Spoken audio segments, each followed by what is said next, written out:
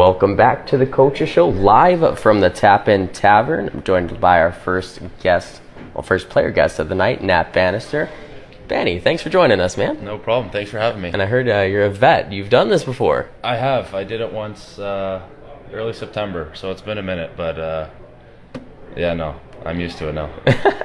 Well, a big part of your game is the physicality, and you've been featured on the Centennial Collision and Paint Hit of the Week a few times. When did that all come about in your hockey career? Was that as you were a teenager, or closer to when you started playing juniors? It could honestly be as recent as last season.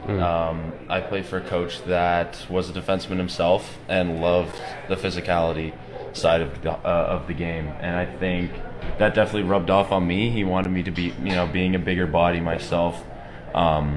He wanted me to make sure that guys know who they're coming up against when they're on the forecheck, and so I think also it's just kind of been something that I've really grown into. Yeah. I think we have a bunch of guys that are particularly good physically, so I just like to be one of those guys that can, get the fellas fired up for a nice hit every once in a while. But yeah, it's fun. I think it's like what makes hockey different from other sports. Yeah. Like you see football, they're big hits, but like in hockey, it's just something different, and it's always been part of my game now.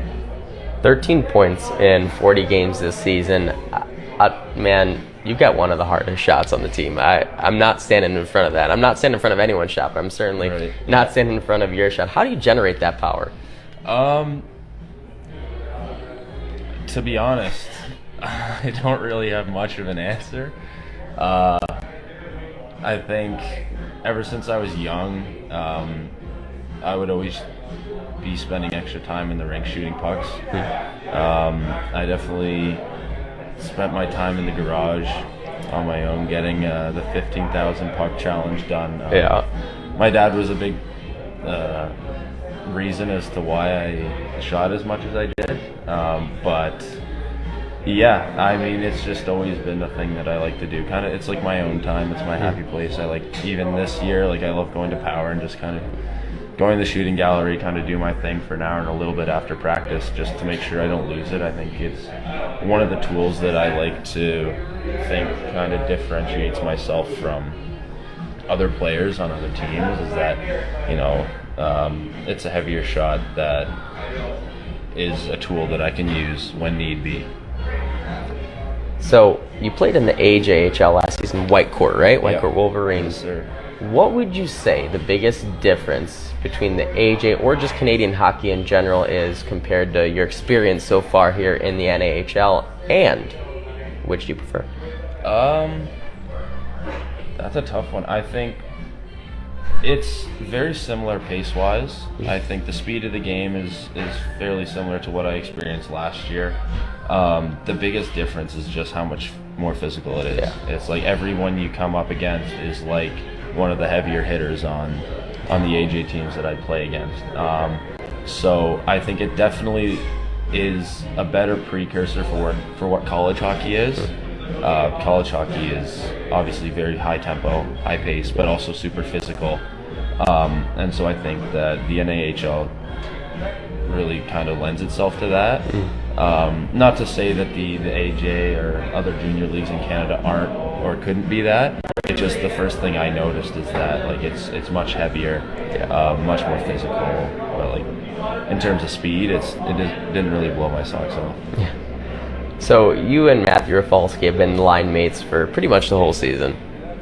What's the chemistry been like, you two building? And I know he's one of the only guys that can receive a D-to-D pass from you and corral it, because you get a little extra mustard on it. But what's it been like, working with Rafi all season? It's been great. This is the first time I've had a consistent D partner throughout the season. Last year I was kind of in and out with different partners, and I find it hard to really bond with that player, that play style, if you don't have, the chance to work on it every single day in practice and in games. Because now it's to the point where we kind of just know instinctively where each other are going to be. We know we have our own calls and stuff that we like to make on retrievals and stuff like that just makes the play just that much easier. But yeah, it's been great. Like, I think him and I have really bonded well. I think our play styles kind of complement each other pretty well. I think, like, he likes to skate the puck up. Yeah. And when I do the same, he knows when to stay back. When he skates it up, I know when to stay back. We are also very conscious of being sure that if one of us is being more offensive, that there's always the extra safety net, if you will.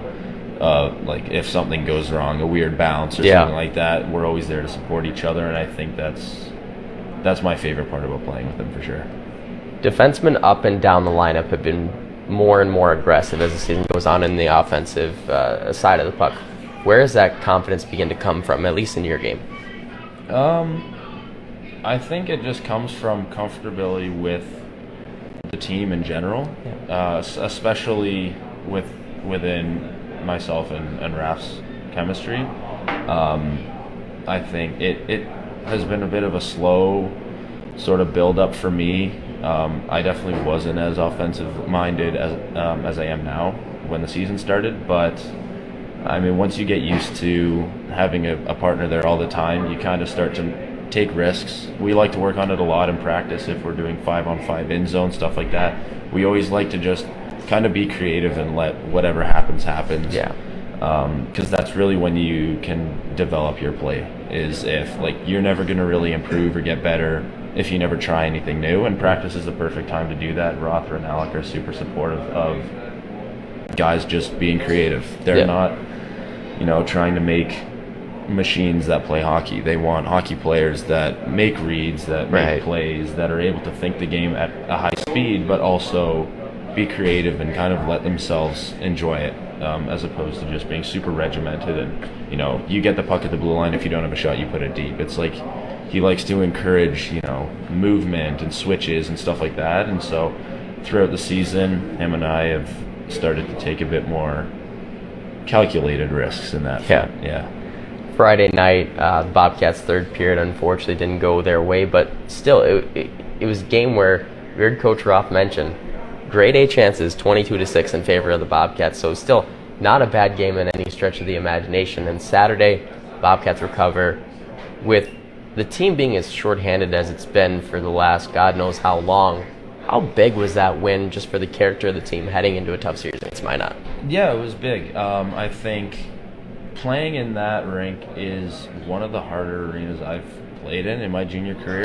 I don't know what it is. There's something about the atmosphere. Just there's something in, like, you can just feel it in the air that is tougher to play in than other rinks in the league and that I've played in. And I think sometimes that plays a role in things, whether it's, how the other team likes to play at home. Like, I feel Aberdeen is very good in their building. They're super physical. They know that ice pretty well. And so, sometimes the boys getting into that atmosphere are not quite prepared for it, or once it starts to kind of build, we have a hard time getting over that hump.